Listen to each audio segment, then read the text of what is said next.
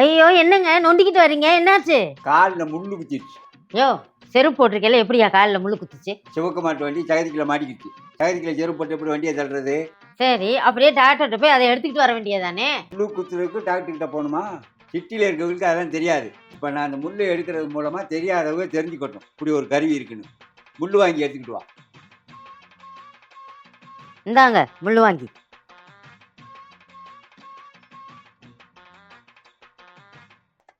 இதே முள்ளை குத்துறதுக்கு, இது முள்ளை புடிஞ்சு எடுக்கிறதுக்கு. இது எதுக்குன்னு கேட்குறியா?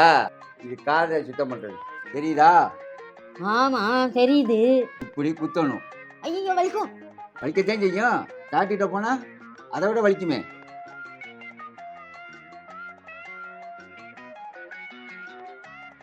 ஆமா வந்துருச்சு. ஒரு நிமிஷம் வேலை. இதுக்கு போய் ஆஸ்பத்திரிக்கு போய் சொல்கிறேன். இப்போ முள்ளை எடுத்தது மாற்றி இந்த கருவி தெரியாதவங்களுக்கும் காமிச்சாச்சு.